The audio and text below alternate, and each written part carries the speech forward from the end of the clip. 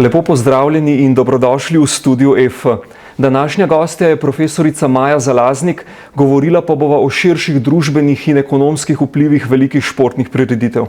Lepo pozdravljeni. Pozdravljeni. Kakšne učinke imajo širšega vidika velike športne prireditve za državo gostiteljico? Imajo mnogotere učinke, seveda začenši z družbenimi učinki. Izjemno pomembno je graditi prepoznavnost države, športni duh, športno srce države, ga predstaviti, povezati to vse s turizmom, z vključenostjo lokalnega, regionalnega dela destinacij, kjer poteka prireditev. Sploh je pomembna seveda destinacija z vidika turizma. Izjemno velik vpliv ima tudi povezovanje ljudi, posameznikov z različnih držav. Prostovoljstvo je ena, lahko rečem, velikih prednosti tovrstnih prireditev. Vsi nekako se povežemo, združujemo, tukaj tudi hkrati krepimo športno kulturo športnega duha. To je samo ta družbeni del in še mnogoteri drugi učinki seveda so v njem zajeti. Hkrati seveda so izjemno pomembni ekonomski učinki. Ekonomski učinki pomenijo, koliko, lahko rečemo po domače, vložen evro danes v to dogajanje, v to prireditev doprinese ne samo danes, ampak tudi v prihodnje. Recimo, ko smo izračunavali multiplikacijske učinke vseh športnih dejavnosti, to se pravi celotnega športnega področja, povezanega posredno in neposredno s športom v Sloveniji, smo ugotovili, da je učinek celo nad povprečja vseh dejavnosti na dolgi rok. To je doprinos k bruto domačemu proizvodu. Torej tudi takšne prireditve veliko doprinesejo. In seveda organizator mora poskrbeti, da je izračun na koncu pozitiven. Vendar pa ne samo v ekonomskem smislu, tudi v smislu, kaj pravzaprav pustijo igre za seboj, kaj pustijo prireditve za seboj. In zato je izjemno pomemben tudi okoljski vidik. Okoljski vidik postaja pravzaprav ena taka povezovalna enota znotraj vseh velikih športnih prireditev, koliko infrastrukture uporabimo že odprej, koliko s tem, ko nekaj novega gradimo, ne posegamo preveč negativno v prostor, čeprav včasih je nujno, da kaj zgradimo tudi v ta namen. In vse skupaj preplete danes trajnost. Trajnostnost je nekaj, kar je družbenega, okoljskega in seveda tudi ekonomskega pomena. Vse skupaj prepletamo na način, da skušamo biti v vseh korakih, na vseh področjih čim bolj trajnostni. Tako da učinkov je, kot sem rekla, mnogotero. Trajnostni vidik torej danes postaja nepogrešljiv? Je nujni sestavni del že v prvih korakih, prvih predpripravah. Razmišljati o tem, kako bomo pravzaprav vseh tistih kar nekaj ciljev, ki so jih Združeni narodi in seveda mi vsi skupaj z njimi potrdili, bilo dejansko izvedenih, torej ne samo začrtanih, ne samo v načrtih, kaj bi se moralo zgoditi, ampak da čim več tega tudi izvedemo. Ni vedno enostavno. Recimo zdaj v Parizu, ki je tik pred nami, pravzaprav bomo že z otvoritvijo videli, koliko vsega se je dalo uporabiti že odprej, koliko vsega pravzaprav ima tudi trajnostni namen. Hkrati pa seveda kako Pariz kot mega metropola živi lahko tudi trajnostno, prav zato, ker se tam dogaja velika športna prireditev. Naprimer, kako očistiti Seno, kako očistiti mesto kot celoto, kako mobilnost vzpostaviti tako, da bo čim manj ogljičnega odtisa. Recimo organizatorji napovedujejo, da bo kar 50% manj odtisa, kakor v prejšnjih tovrstnih prireditvah. To so zelo smele napovedi, ampak hkrati so pomembne. Pomembne zato, da naredimo vsaj nekaj korakov proti temu. In karkoli, torej za to. In karkoli od tega bomo naredili, bo dobro. Za družbo, za okolje in tudi za ekonomski učinek na koncu. Kajti trajnost moramo gledati kot naložbo. Če se nam zdi, da so zdaj kdaj kakšni stroški obsežni, glejmo vnaprej, glejmo čez desetletje, kaj bo investicija v neko infrastrukturo povzročila. Jo bomo še uporabljali, jo bomo zato uporabljali ekonomičneje, bo zato doprinos in dodana vrednost te investicije naložbe dolgoročno boljša.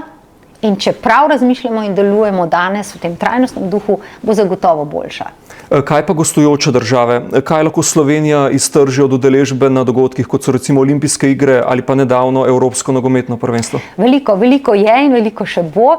Jaz moram prav reči, da se zelo veselim letošnjih olimpijskih iger, tudi zato, ker je z nami slovenska hiša, vzpostavljena slovenska hiša z velikim vložkom Ministrstva za gospodarstvo, slovenske turistične organizacije, tako da se obetajo ne samo obiski na najvišji ravni, ampak tudi veliko gospodarskega dogajanja, veliko turističnega dogajanja, predstavitev našega slovenskega gostoljubja, našega športno-turističnega duha in ogromno tudi vseh vrst raznih družbenih in družabnih aktivnosti, kar je izjemno pomembno za vse partnerje. Za partnerje tako olimpijskih iger, kot seveda naše partnerje, naše sponzorje. V Pariz prihajajo sponzorji, ki podpirajo leta in desetletja slovenske vrhunske športnike in športnice, in zato je prav, da imajo tudi svoj prostor, svoje mesto, kjer se lahko podružijo. Glede trajnostnega pristopa bi rekli, da je Slovenija v prednosti, glede na to, da je trajnostno precej naravnana država? Ja, na nek način je v prednosti, prav zato morda, ker sami smo zeleni in verjamemo v zeleno. Jaz to vedno poudarim. Tako kot pravim, da imamo šport v našem DNK-ju, ne.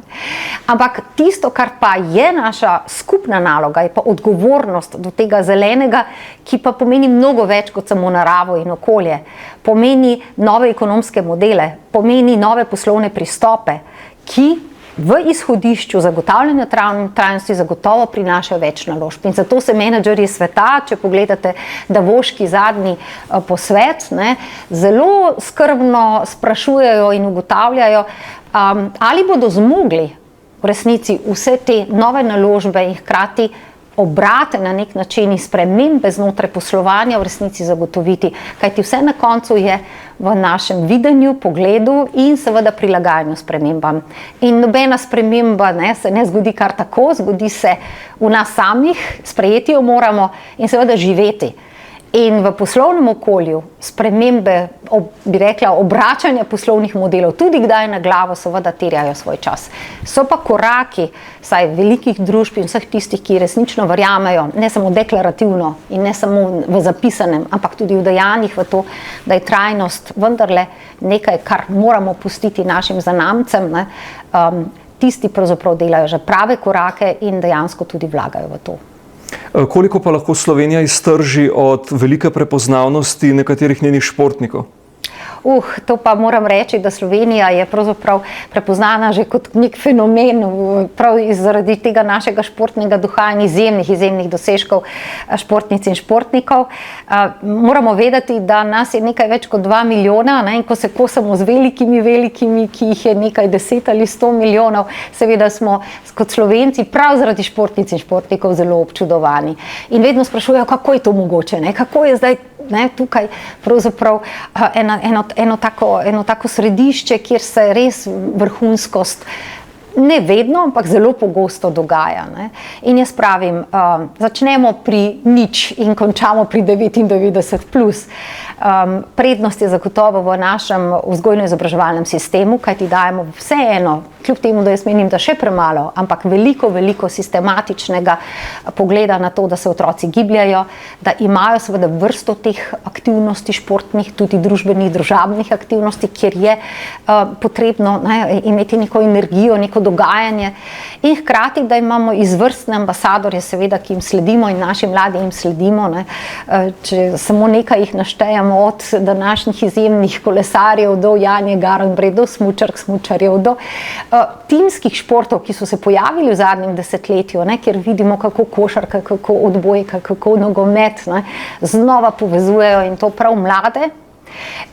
Vse to seveda deluje. Deluje pa tudi to, da na lokalnih ravneh veliko je res županov in tistih, ki skrbijo za družbene dejavnosti, ki razumejo, zakaj je šport vendarle eno naše ključno vezivo, kjer se lokalne skupnosti, družine in seveda vsi tisti, ki smo nekako zavezani in predani športu združujemo, povezujemo in seveda s tem tudi ustvarjamo, jaz pravim, neko zdravje naroda. In še nekaj je pomembno, da ohranjamo naše strokovnjake, da jim pomagamo rasti, še, bi rekla se, doizobraževati, pridobivati nova znanja in raziskovati. Šport je eno izjemno, lahko rečem, večpodročno, ampak znanstveno in strokovno izjemno zanimivo, tako vsebinsko kot seveda, bi rekla, tudi razvojno videno področje in še premalo vlagamo v to, da bi sistematično raziskovali, in ker smo v taki inštituciji danes, seveda vedno apeliram, da so projekti, raziskave in seveda ti strokovni doprinosi, ki jih lahko dajemo nazaj športu, samo doprinos k temu, da bomo imeli še več vrhunskosti, pa hkrati tudi zdravih amaterskih športnic in športnikov. To je zelo pomembno, kajti Slovenci smo radi v športu, pa ne samo kot športniki, ampak tudi kot navijači. Profesorica Zalaznik, najlepša hvala. Hvala tudi vam, spoštovani gledalci, spremljajte nas še naprej.